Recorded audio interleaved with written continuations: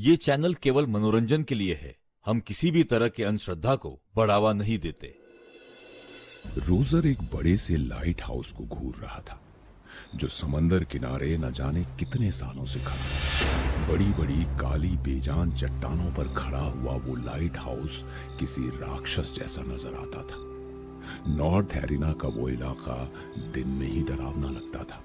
दूर दूर तक ना कोई घर, ना बस्ती, बिल्कुल वीरान। शाम ढलने वाली थी। रोजर काली चट्टानों को पार करता हुआ लाइट हाउस के दरवाजे पर पहुंचा। उसने दरवाजे की बाईं ओर सबसे नीचे लगी एक ईंट को हटाकर चाबी निकाली और दरवाजा खोलकर अंदर दाखिल हुआ। न जाने कितना वक्त गुजर गया था। उस लाइट हाउस में कोई भी नहीं आया था। चारों तरफ सिर्फ धूल, मिट्टी और मकड़ी के जाले थे। उस डरावनी जगह को देखकर रोजर बोला, ओ गॉड, ये कैसी मनहूस जगह है। काफी देर तक रोजर लाइट हाउस के उस छोटे से कमरे की साफ सफाई करता रहा और फिर थक कर एक सोफे पर लेटकर आराम करने लगा। पिछले कुछ महीनों से रोजर बेरोजगार था और उसने जॉब के लिए कई जगह अप्लाई किया था, मगर उसे कहीं भी जॉब नहीं मिली थी। एक दिन उसने अखबार में इस लाइट हाउस की जॉब का इश्तिहार देखा और एक फोन कॉल के जरिए उसे ये जॉब मिली थी। खैर, इधर रोजर सोफे पर लेटे लेटे सो गया था। अचानक उसे एहसास हुआ जैसे उस सोफे के किनारे कोई और बैठा हो। रोजर चौंक कर उठ बैठा। उसने देखा पैर के पास एक छोटी बच्ची जैसा साया बैठा था। इस तरह किसी को अचानक रूम में देखकर रोजर बुरी तरह से चौंक पड़ा।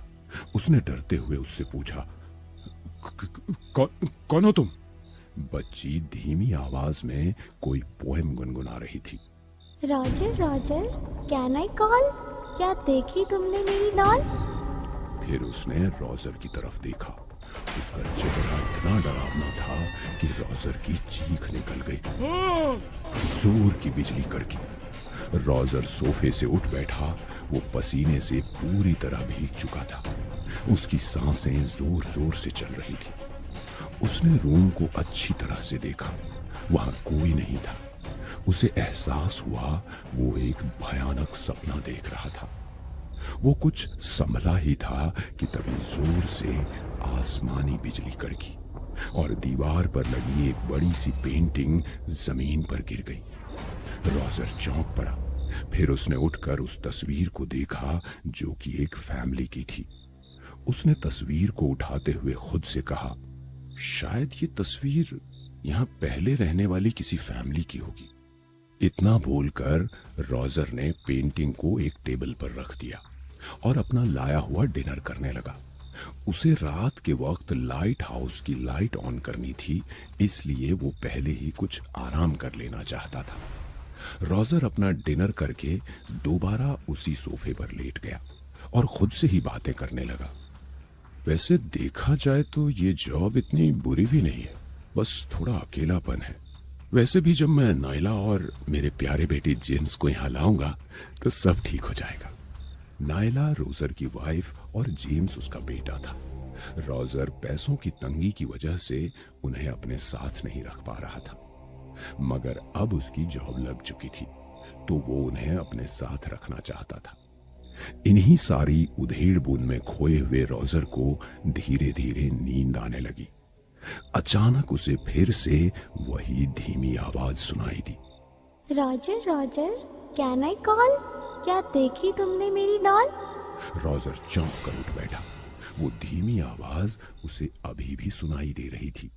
रोजर उठते हुए बोला, ये तो वही आवाज है जो मैंने अभी सपने में सुनी थी। वो उस आवाज का पीछा करने लगा। काफी देर खोजने के बाद आखिरकार उसे स्टोर रूम में एक ताबूत मिला। आवाज उसके अंदर से आ रही थी। रोजर ने किसी तरह उस ताबूत को खोला, मगर अंदर जो कुछ भी था उसे देखकर रोजर बुरी तरह डर गया। उस ताबूत में एक इंसानी लाश के साथ एक डॉल लेटी हुई थी जो लगातार बोल रही थी। Roger Roger, can I call? क्या देखी तुमने मेरी डॉल? रॉजर बुरी तरह डर गया था।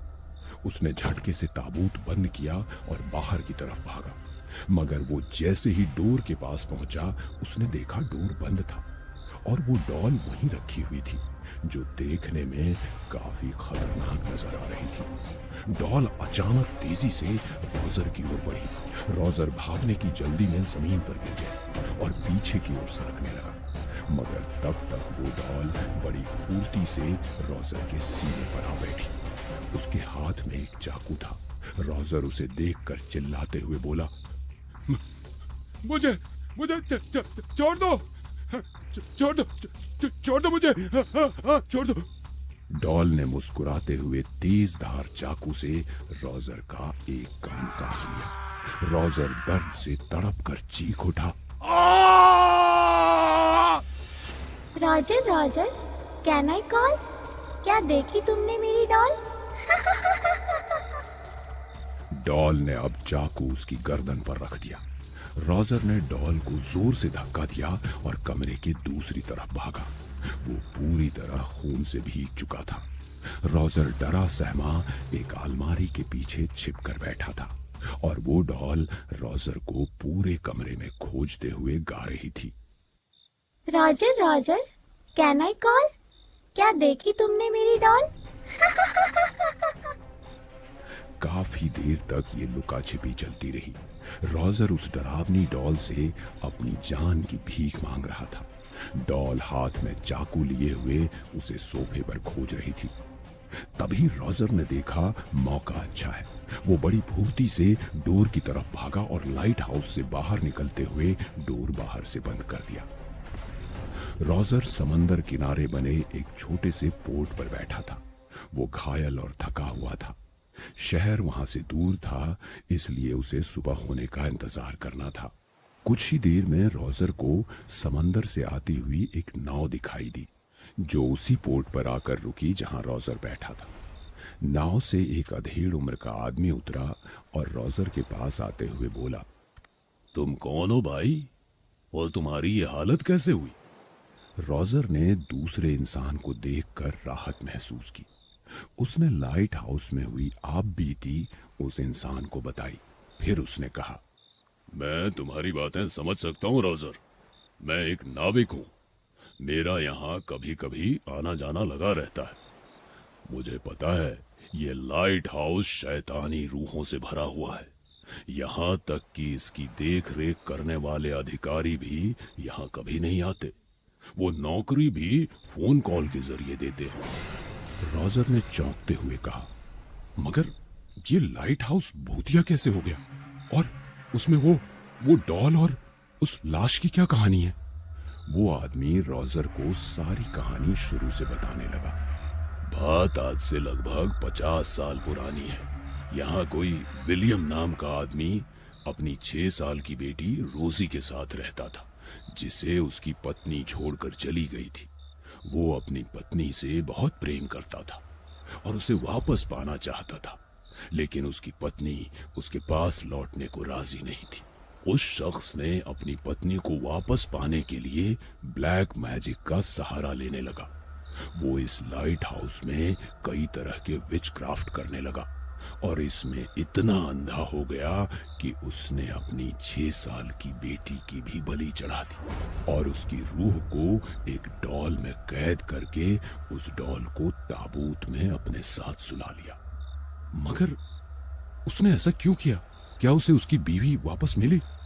अब वो अपनी बीवी का जिस्म लेकर क्या करता? उसे तो अब उसकी रूह चाहिए थी। वो शख्स खुद भी मर चुका था और उसे कई सारी रूहों की प्यास थी।